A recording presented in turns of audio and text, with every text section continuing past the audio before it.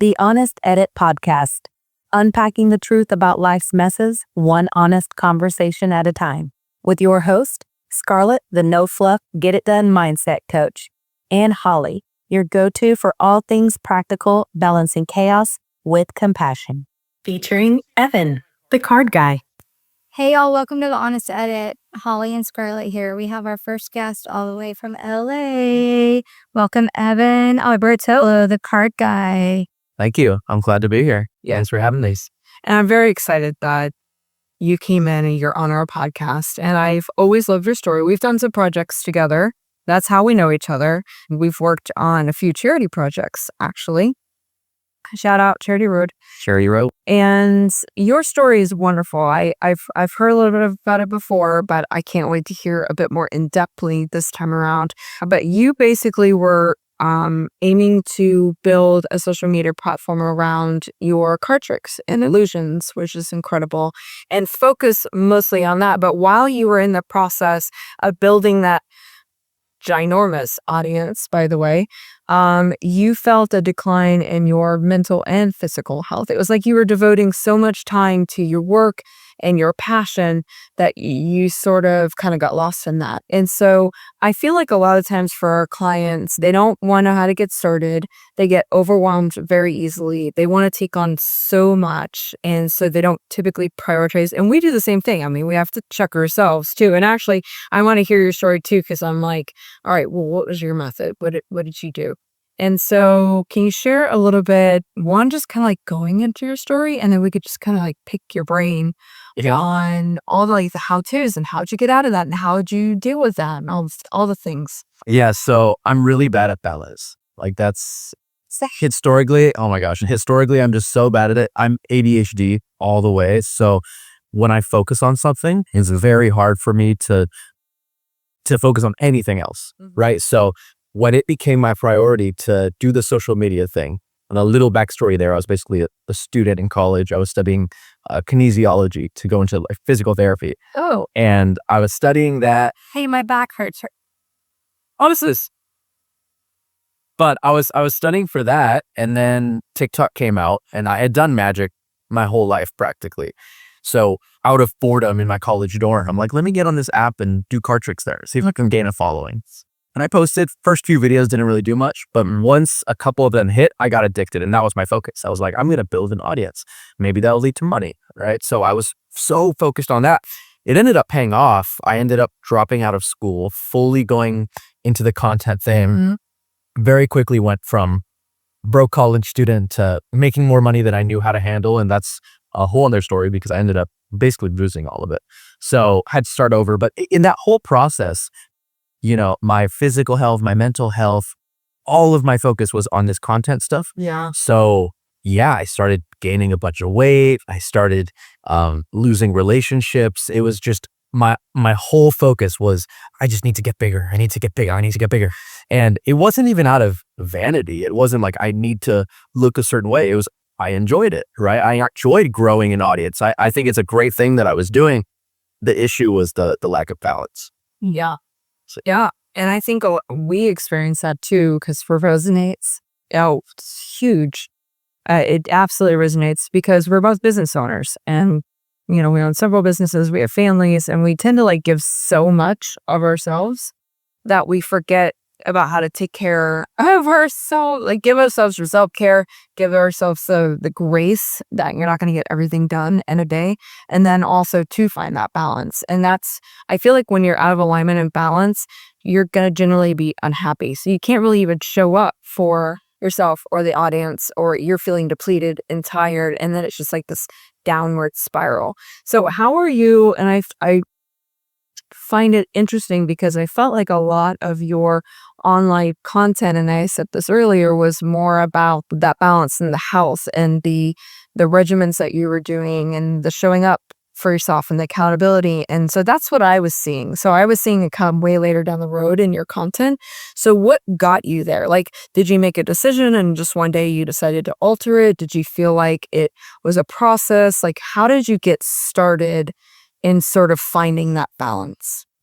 Definitely a process. It's definitely still a process. So for me, I would say it didn't happen overnight. I wish it was overnight because in hindsight, something really important on these platforms, consistency. Yeah. Right. Like posting every day, or if not every day, just consistently. Right. So I was doing that.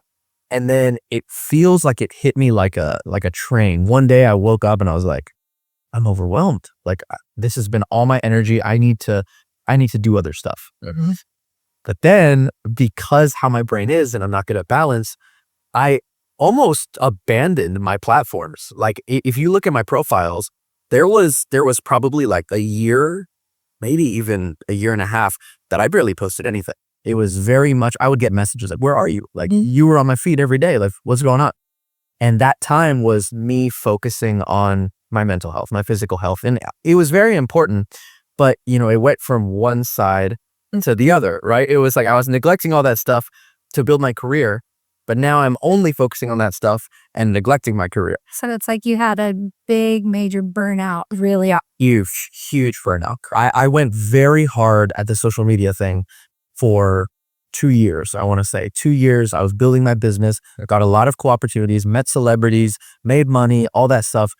And then when I realized, I was like, oh shoot, I got to focus on this other stuff. Yeah. Then it just flipped the other way. So I would say right now, I'm probably the most balanced that I've been. Still a work in progress, but it was very much like a full 180. Can I ask if I mean, this is probably a really vulnerable question, but like, I love it. like when you hit your burnout and hit your wall, like what made you, was it just like one day you woke up and you're like, I don't want to do this, but like I physically can't do this? Like what was your breaking point? Like what did that look like for you? My breaking point was I had accomplished a lot at an early age that I wasn't expected to, right? So I went from broke college student working as a janitor part-time at a car dealership, making minimum wage, to a year later making my first $1 million. Like it was so fast, and I'm so grateful for that, but I didn't know how to handle that. Right. So my breaking point was taking that million, thinking I'm doing the right thing, investing it in the wrong things. Next thing I know, I have no money. Yeah. So I blew all my money that I had made in my heyday of being an influencer. I still don't think that's going to be like my prime, right? I had so much time to go and I'm still right. But so far, up until this point in my life, the money that I made from my best moments, I blew. So that was my breaking point where, to get vulnerable, it was like all this hard work I did these last couple of years, it feels like it's gone. It's gone. That was the breaking point where it's like, maybe I focus on something else. And honestly, I believe everything happens for a reason. I think maybe if I kept that money and my business kept growing, I would have kept going down the cycle of being unhealthy, being, pushing relationships out of my life, all that stuff. So in hindsight, I think it had to happen because it made me focus less on money. It was like, okay, I know what it's like to have money. Now I don't have it, and it'll take a while to get it again. So let me focus on other things.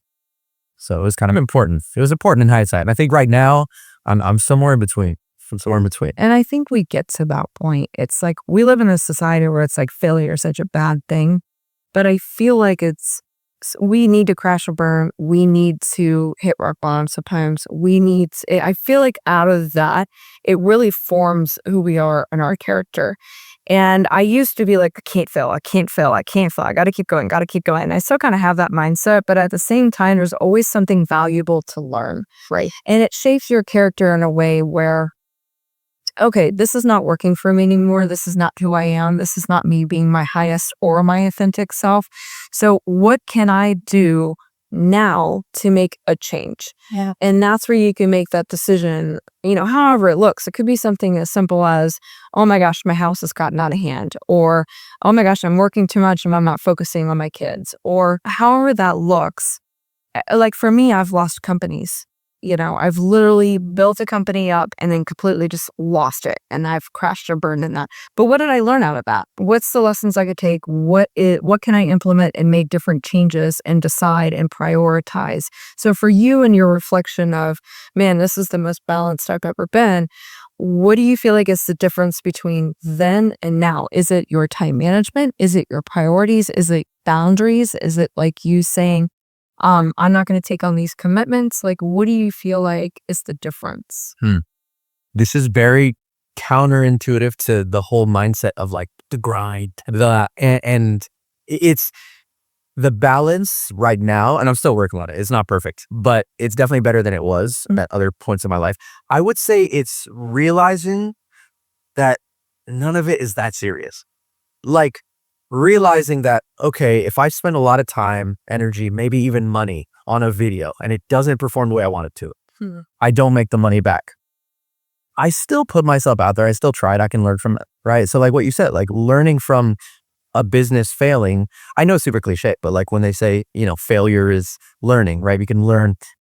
Also, it's like, what scale are you quantifying failure? Like, was that business specifically like a failure? Maybe, but does that mean you're always destined to fail? Does that mean you're a failure? No, it's like, it just means that failed. Yeah. And there's nothing wrong with that. So like for me, it's like, I lost $1 million. Does that mean I can never make $1 million again? No. Like it's just the idea of failure is like you failed something. Right. You didn't fail like on a bigger scale unless you let it, right? Unless you died.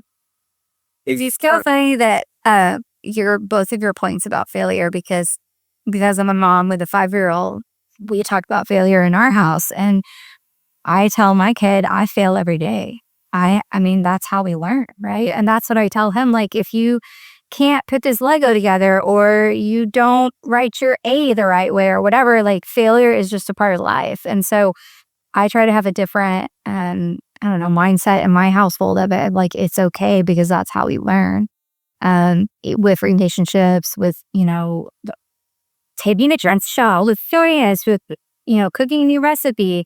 But I think that as we become adults and things get much more serious with running businesses and making money and trying to be successful, that we've put so much pressure on ourselves. And I love that you just brought it back down to like, it's not that serious. True. Like I used to work for a company, like a fashion company. And I would say, we're not saving people. We're making plastic that's going to end up in the ocean. It's not that serious. Like, and then chill the fuck out. Yeah, it's going to be okay.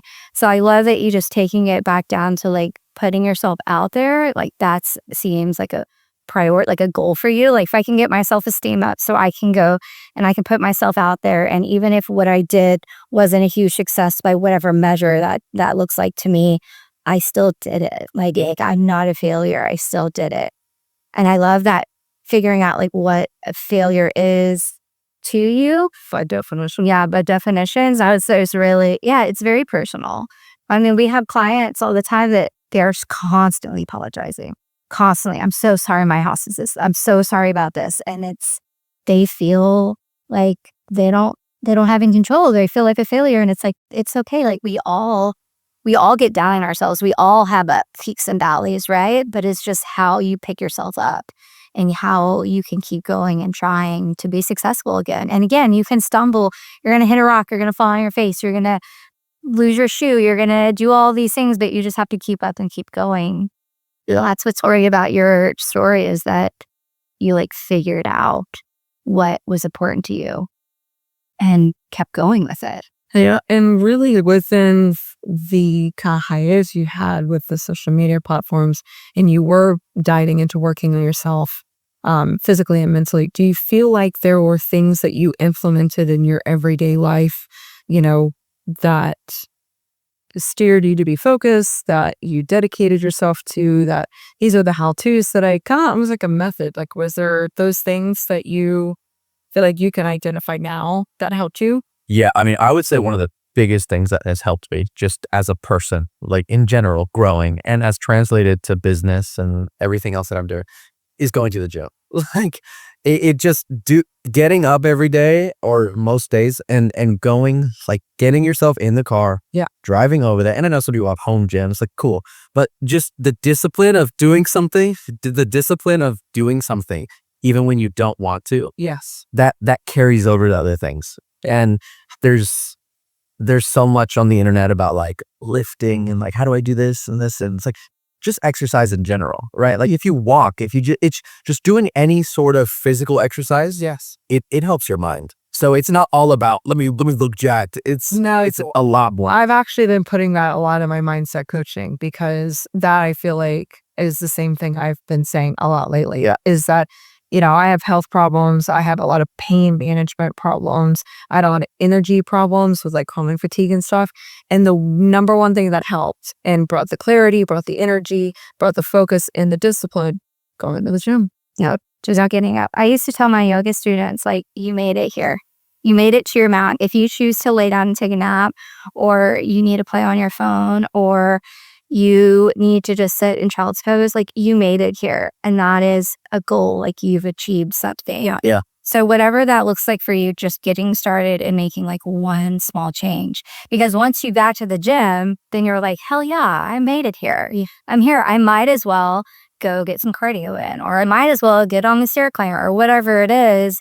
And then you like give yourself some, like, I wouldn't say like fake energy, but like you're motivated to keep going, right?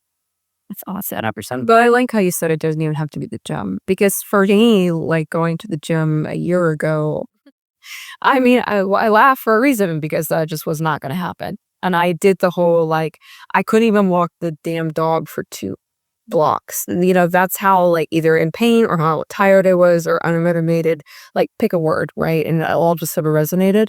But it was just a matter of, okay, I can do these few exercises at home and I can build off of that. And then it got to the point where I was like, man, I really want to work out. I am motivated, but maybe these small workouts, or now I am walking the dog, it's not working out as much as I would like. And then I started going to the gym, and then I hired a trainer who literally kicks my ass every other day. So I'm actually quite sore today. Today was leg day. So I will be sitting for a while. But yes, like day is real. So you sat up and you got to the gym. And then what happened after that? After starting to go to the gym, I met a lot of like-minded people there. My closest friends now are people I met at the gym. Because it's other people that have the mindset of self-improvement, right? And there's other places to find that, right? I think the gym is just an easy place to find it, because it's everyone going and doing something that's painful. It's not always fun. It's fun sometimes. Like sometimes you get the endorphins and you love it.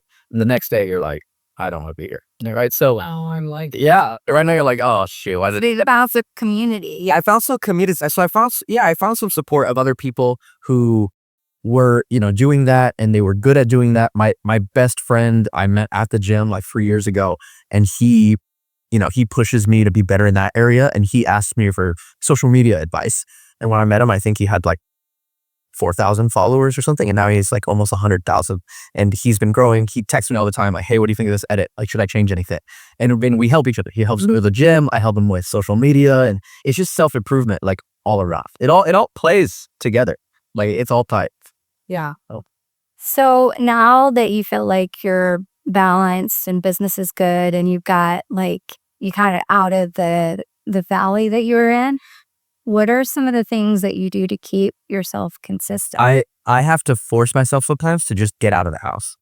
I don't know if anyone else resonates, but for me personally, like if I stay in the house, specifically if I stay in my bedroom, I'm lazy. Like, and it's just knowing myself. Some people can work out of their room. I can't work out of my room. If I'm in my room, I just want to lay on the bed and watch TV. Like there's something about just the way I heard someone, I forgot who, some big business person, like they even said like you should never work out of your room. It's like your brain should have the distinction of this is a place for rest. This is a place for decompressing, right? I think for me, it's like it's so loud, it's so clear to me. I don't get stuff done if I'm in my room. I don't know what. So sometimes if I'm not feeling motivated, I don't know what I'm going to film. I don't know what I'm going to do for the day. Yeah. Because I'm very spontaneous. That's another thing. I don't really have a schedule. I'm kind of like, I'm going to make a video today. Yeah. I don't know what I'm going to do. So I'm just kind of like, let me get out of the house. But that's being a creative. Yeah. It's just, that's the life of a creative. So for me to balance things, to get the things I need done, I just have to get out of the house. So in the morning, sometimes I'll just turn on my car and just drive. And it puts me in a better space than just being in my room, just like ruminating, like, what should I do today? That's not a good idea. Because I can just, analysis paralysis is huge for me. Like if I think too much, I won't do anything. So I just have to get out, even if it's just like drive to Starbucks, get a coffee that's way overpriced. That just puts me in a better space. Yeah, how much is coffee out there in LA? Like $10? Actually, like $8. Like it is actually like $8, sometimes $9 for like a normal ass coffee. I mean, Starbucks is expensive. To be fair, LA. to be fair, most of the time I just get coffee in my house. Yeah, I save so much. But once in a while I'll go to Starbucks. I love the leaving the house though. So whenever my kid was little and it was COVID and we had been inside forever, I was like, I gotta go somewhere. I was like doing like marketplace, and I remember I bought this like box of dinosaurs that were like 40 miles away just so I could leave the house for the day. So it's like getting a different, like a change of scenery, like just getting out of the funk, out of your like safe space where you could just go back and close the door and turn to be on. Right. Like just moving out of that space of kind of keeping you stuck. I love that idea. I also like to just like go on a drive sometimes. Yeah. And just, it's nice to just change your scenery. Yeah. Get on a podcast or put on a song. The other day we went down to the river in San Marcos, and I had to go out to like run an errand real fast because I needed to leave the house with all the children. It's like, I have to go to the dollar store. We need new trash bags.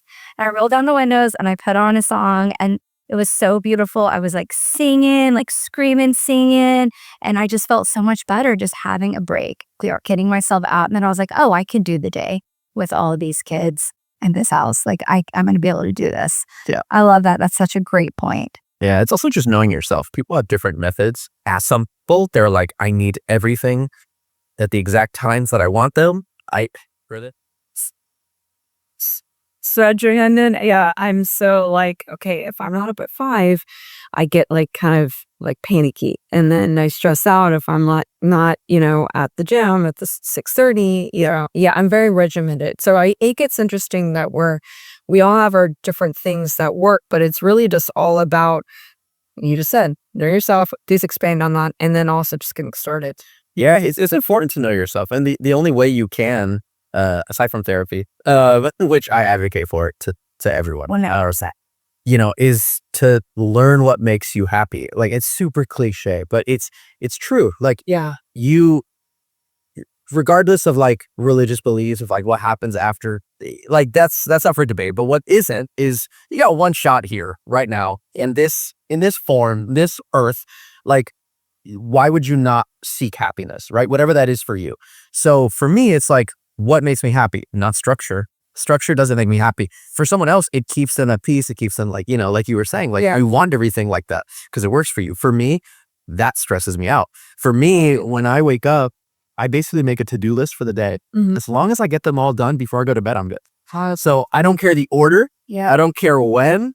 I just have to get it done. Now, do you feel like you have to get everything done on that list? Because we've got people, and even ourselves, we'll make a 30-page list, for the day. So do you feel like you need to get all of that done, or do you prioritize, okay, I'm just going to get these 3 things done today, and if I get these done, I'm going to feel accomplished, and anything else is just like a bonus? Yeah, I will put everything that I want to get done on that list. But in my head, I have ones that are higher priority, right? So like for today, it's like be on this podcast, film a video, research some crypto stuff because I'm very heavily invested there. So there's a few things that I have to do. Yeah. And, for something like this is at a specific time. So it's like that's certain. No, obviously structure is needed when eating with people and stuff like that. But in general, like if I didn't have a time commitment for something, I'm all over the place. And I don't know. It's like sometimes it's been good. Sometimes it hasn't worked in my favor. I think it's just finding balance like everything else. Right. So right. I love how you're feeling yourself that freedom too. Yeah. I'm glad to be able to have it. I feel like before I had Max, I had a lot more freedom. And I think it was so nice to be able to just decide what I wanted to do for the day. And I think as becoming a mom and having to readjust to having to be on for someone all of the time. And then also like I have my own priorities. I have my own things to do.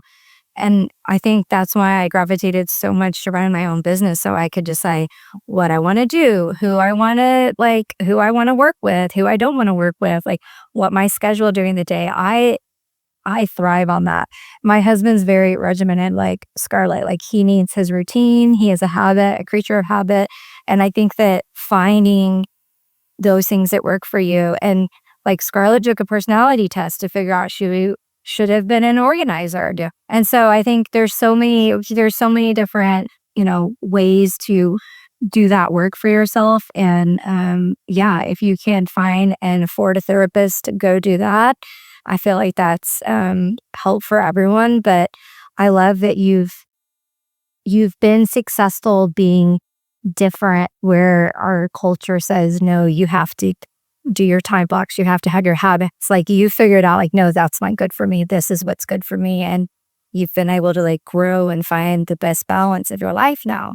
That's huge. Sure. And being so regimented is really not always the answer. Like, I've been editing these podcasts, I've been running a couple of businesses, and yesterday I was just like, I'm not doing a damn thing when I go home. Sometimes it's just all about, like I said, knowing yourself. And I don't want to crash and burn. I don't want to get too exhausted to where like I wouldn't have been able to do this episode today, right? So I finally was just like, you know what?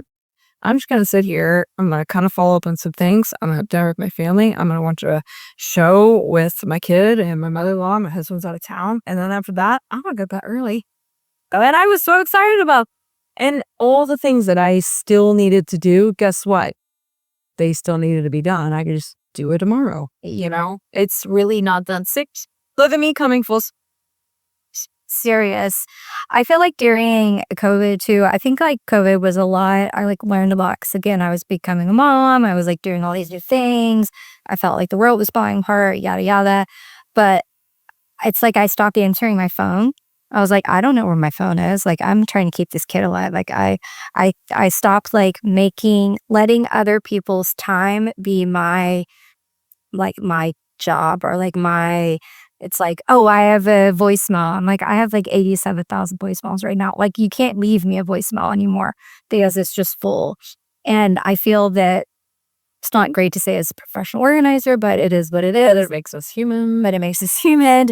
I feel like having a timeline, like dealing with everyone else's timeline, what everyone else expects of you, it's like you can't find your happiness there. And that's when you get burnout.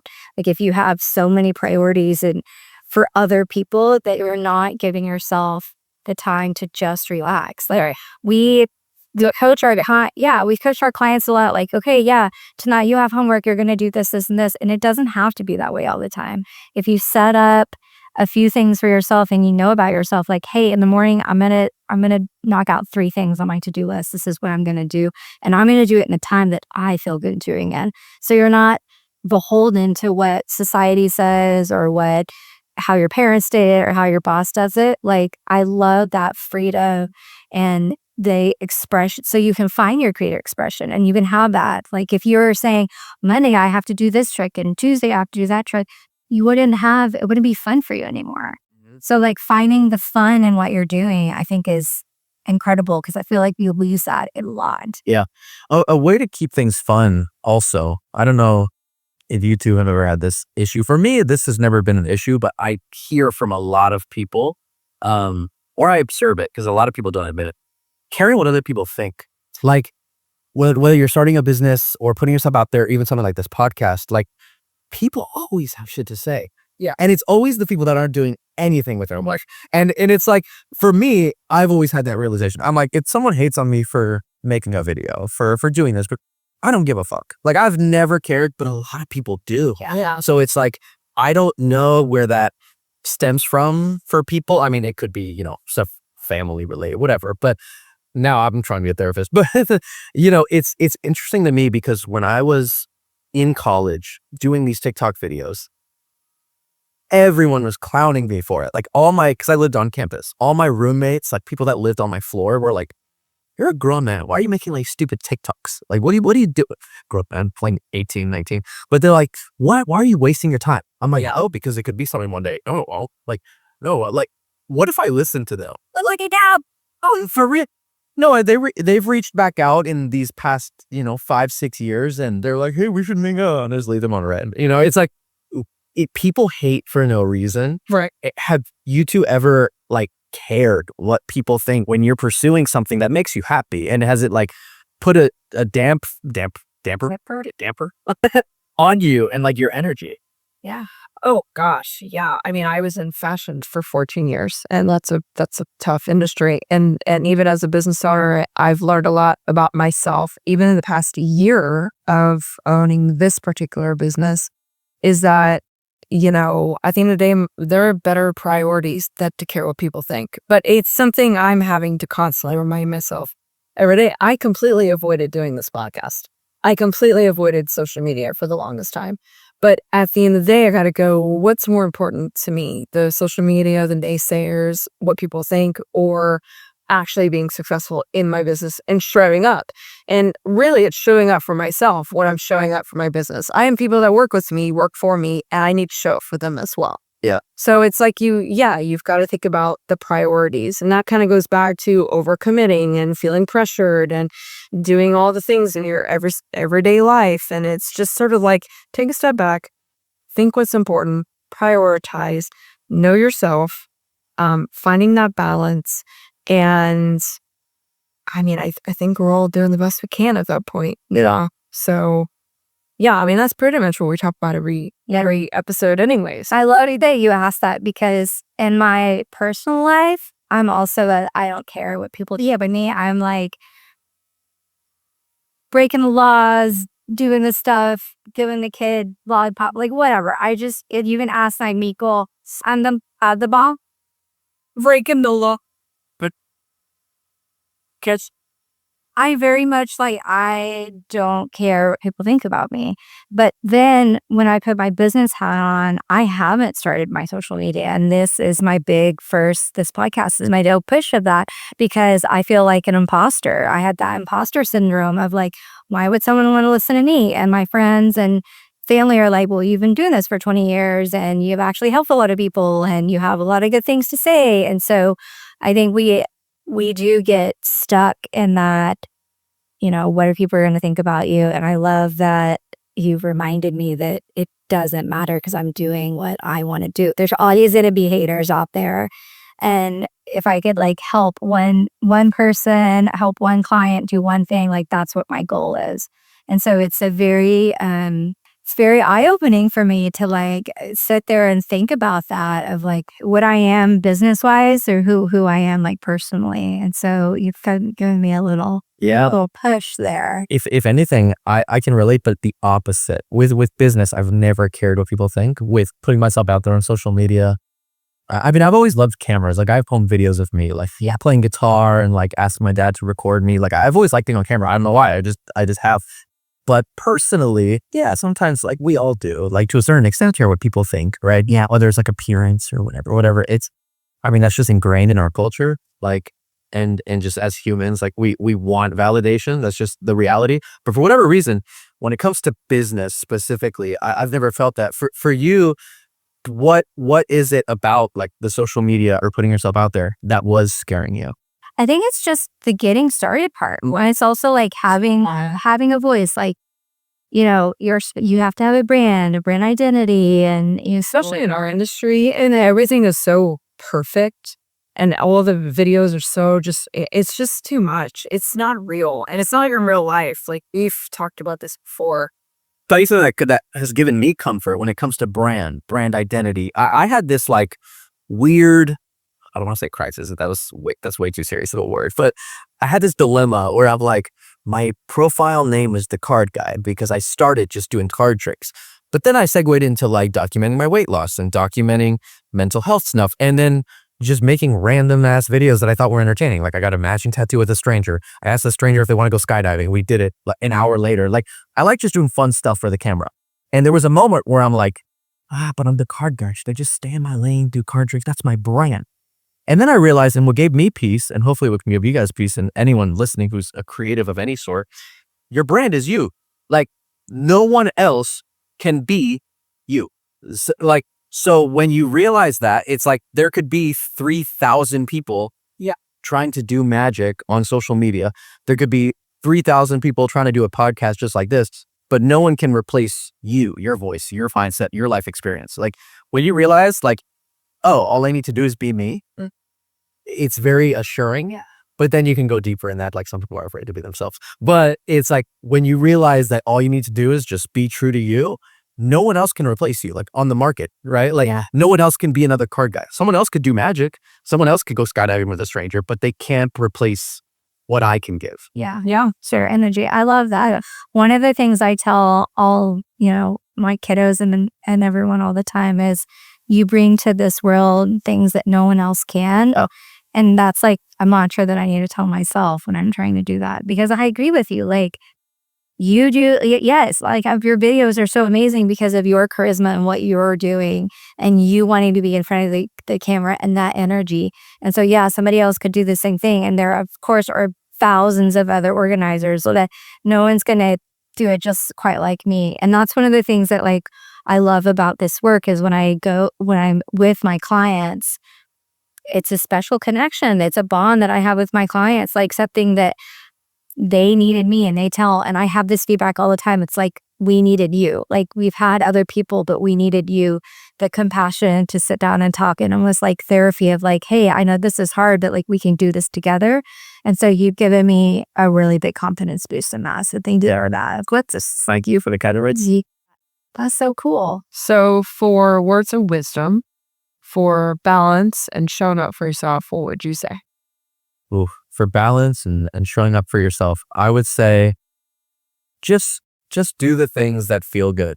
Do the things that feel good, but there's a caveat a little bit, because sometimes you can get in the trap of just doing what feels good and you never push yourself out of your comfort zone. Yeah. So that's not what I mean. I don't mean just be complacent. Right. It's the balancing act of do what makes you happy, but do it in a way that you're self-improving, right? Whether it's your business or your emotional state or whatever, just seek to just be better. Like anyone who thinks they have it all figured out or thinks that they have no more growing to do, those are the most ignorant people. Like everyone has room to grow. Yeah. So I agree with that. I always say, I feel that there is success in the work that you're employing. I heard that somewhere and I was saw that like 2 days ago. yeah, no, yeah, yes. I think it's all over Instagram, but that I think resonated with me the most because at that point you're learning who you are. Yep. And you're obtaining new goals and you're just doing it and you're showing up. Yeah. So It's important to show up. or a little bit. Great. I love your story. Do you have something fun to show us? Yeah. I didn't even break cards. Cards. I know. I'm the card guy and I didn't even break cards. Tell us where we can find you at there. The card guy on all platforms. That's amazing. The card guy. Simple. So Instagram, YouTube, TikTok, Snapchat, Spotify. I have a song. Yeah, That's you have the tattoo now. Let's go get a tattoo. don't tell me. I would. I need a new tattoo. So I Yeah. know. I've just got a lot of cool ink, y'all. Yeah, I got some random ones. I got Pikachu. I got Darth Vader. That's Salazar. I got Charmander, another Pokemon. I got a lot of random stuff. That's cool. Go love it. I just got my kid a Pikachu squashmallow thing. Those are great. It's a whole new thing. It's a whole new deal. It's a whole new world. Well, thank you for joining us on this. We love your story. Thank you so much for sharing and being vulnerable with us and telling us, kicking me a little bit. Yeah. It kicks me too, because the last thing I'm going to say, I resonated when you said imposter syndrome. Like even me sitting here, like talking, I still have so much shit to figure out. Like, Yeah. I still am finding my balance perfectly and success and what that means and trying to scale my business and failing here and succeeding here. So I feel that, but I mean, we're all pretty dope. Yeah. Yeah. That's everyone listening too. Like you're cool in your own ways. Yes. I love that. Yeah. Lean into it. Lean into it. Yeah. To that. That's something like that. It's a good send off. Lean into it. Cool. All right. So stay tuned to our next episode. We're going to talk about the modern woman and all the challenges that go along with all the things. So, But we're not going to take it too seriously. no. And I probably won't be on that one. Sure.